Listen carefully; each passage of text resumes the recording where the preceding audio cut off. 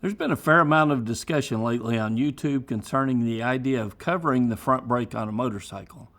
Some of the videos are critical of the MSF for prohibiting riders from covering the brakes in a new rider class. If you don't know what I mean by covering the front brake, it's the practice of riding with your one or two fingers covering or extended over the front brake of the motorcycle. This does provide some advantages to the rider who needs to perform an emergency brake, as it reduces the amount of time before they begin applying the brake in an emergency. There are some good reasons why I believe the MSF discourages new riders from covering the front brake in the new rider class, and I'll talk about them today. With that said, I also want to say that I think riders on the street can significantly shorten their stopping distance by using this very technique. So today let's talk about it. First, let's talk about why covering the front brake is a good idea for a rider on the street. The MSF discusses three aspects of total stopping distance on a motorcycle. That's perception distance, reaction distance, and braking distance. Perception distance is how far you travel before you become aware of the hazard. So you see the car pulling in front of you and you realize, hey, that's going to be a hazard for me. That's your perception distance. Reaction distance is the distance traveled from the time you become aware of the hazard until you begin to apply the brakes. So that involves rolling off the throttle, reaching out for that front brake, and squeezing the brake in combination with your rear brake. Braking distance is the distance you travel after applying the brakes. So once those calipers get squeezed out on the rotor, it's the distance traveled physically getting the motorcycle to a stop. All of these distances are going to vary by the speed that you're riding, the awareness and skill of the rider, the road conditions, the motorcycle and the tires that are on the motorcycle, and a whole host of other factors. But as a rough estimate, a rider who's traveling at 60 miles per hour is going to need about 100 yards to perceive the threat, to react to the threat, and to physically get the motorcycle to a stop. Of that 100 yards, about 45 of those yards is involved in perceiving the threat and reaction to the threat, and about 55 yards is the actual braking distance. The idea of covering the front brake, so you've got your fingers out on the front brake already, is to reduce the amount of time in the reaction part of the stop and get on the brake sooner. So how big of a difference can this make in your riding?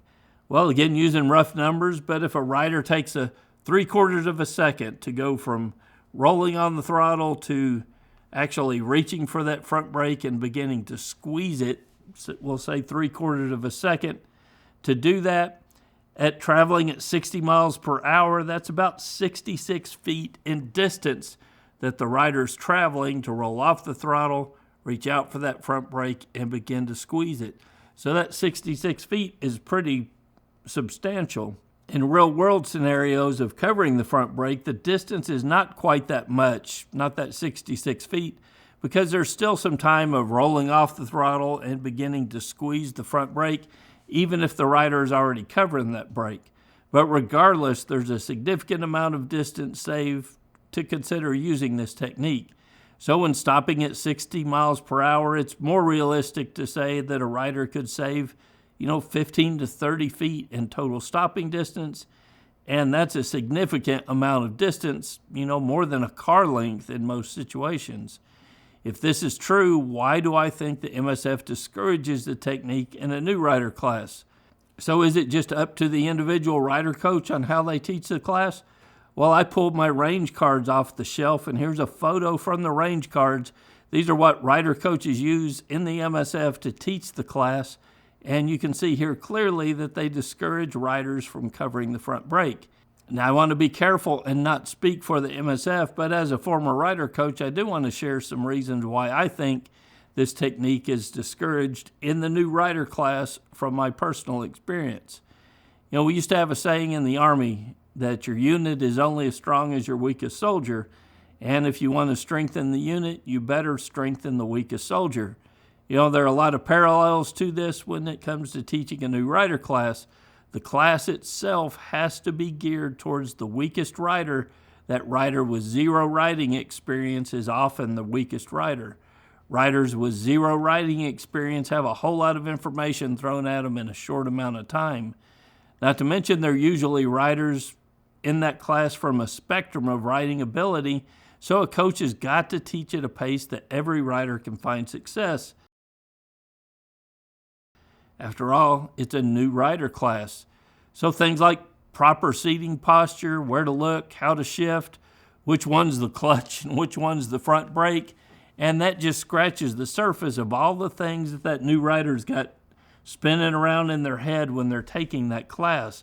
A lot of things that experienced riders take for granted, a new rider is still processing. You know, you've heard me say it before, what's the quickest way I know of to drop a motorcycle?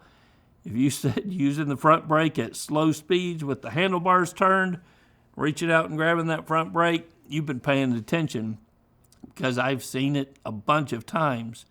By telling riders not to cover the front brake and telling riders to only use the rear brakes during slow speed maneuvers, a rider coach can avoid a whole lot of drops. Avoiding drops increases safety, and it keeps morale and confidence of the riders up. Another thing it does is it keeps a rider from reacting rather than thinking. If a rider gets into a U-turn and they get out of balance, their natural reaction if they get out of balance is to reach for that front brake. If their hand is already covering that front brake, they're going to grab it before they even think about it. What happens when we grab the front brake at slow speeds in a corner? We drop the motorcycle. So by removing the fingers from the brake and forcing all fingers onto the throttle, a rider's got a split second if they get out of balance to think before grabbing that front brake, and they'll remember that rider coach, hey, don't grab the front brake at slow speed maneuvers. Better solution is either to use a little bit of rear brake to stabilize, or maybe even give a little bit of throttle in the friction zone to help provide momentum to complete the U-turn. You know, I agree 100% that covering the front brake when approaching intersections, in heavy traffic, or any other time that a rider thinks they need to stop quickly is excellent advice. I've even taught that technique on this channel, and I use it in my own daily riding. I don't always cover the front brake, but when I'm approaching an intersection, I often do. When things don't look quite right and I feel like I may need to stop in a hurry, my fingers are out on that front brake because I want the advantage of stopping the motorcycle in the shortest distance I can. But in a new rider class, a rider coach has to teach to the level of the weakest rider, and most of them are brand new riders with zero experience, and they don't have the finesse to gently use that front brake. Usually that front brake is either on or off, and that gets them into trouble in a new rider class. I do think a rider coach is doing a disservice to the class if at the end of the class he or she does not inform the class that they've only taken a beginner rider class and that there's a whole lot more to learn. Many of the skills a rider has learned need to be built upon, and that happens in advanced classes or with guided self-practice. But I also think it's wrong to criticize the MSF for teaching beginner techniques to beginner riders and not realizing the MSF has no control over a rider choosing to take a more advanced class or not.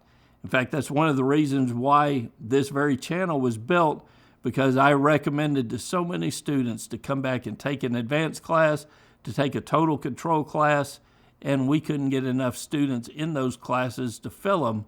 So not many people were coming back for follow-up training. The only other option would be to require additional training in order to get your license. Having a graduated license or requiring more advanced classes to get your license is a subject for another video. But I do think that continued rider education is a huge issue. But right now, continued training is up to the individual rider, and sadly, most riders don't take advantage of it.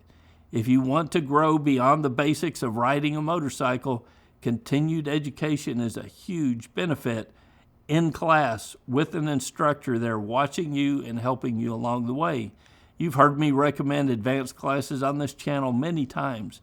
So take an advanced class and learn more advanced techniques that very well could save your life. You also want to surround yourself with other experienced riders, and I'm talking about good riders, not some of the meatballs you might meet at a bike night. The MCrider forums are an excellent way to do that. Some of the most knowledgeable people I know in the motorcycle community are regular contributors on the forums. Somebody asks a question, they get excellent advice on the forums. If you want to take your riding seriously, become a member of MCrider. It's an excellent resource. You can also get the field guide. I've got the field guide in the standard edition, and I've got leather editions of this with training exercises in it that you can take to any open parking lot, and you can practice the techniques that very well may save your life out on the road. As a member, you can get a digital copy of that, or you can order a printed version of it as well and begin practicing on your own. But the forums are an excellent backup to this. If you've got questions, you can always go on there and hear from other excellent riders on how to get over the hurdles that you face practicing on your own. So resources are available for you to grow from a beginner rider to an expert rider, but it's going to require work on your part to do so. To become a skilled rider, you have to move beyond the beginner rider techniques to the skills that could save your life out on the street. Till next week, guys, it's Kevin with MCrider, and I'll see you on the road. There's a whole lot more to MCrider than just the weekly videos. Go to mcrider.com/member. You'll get instant access to the forums and the field guide. You get ad-free MCrider videos and a whole lot more. Go to mcrider.com/member for all the details.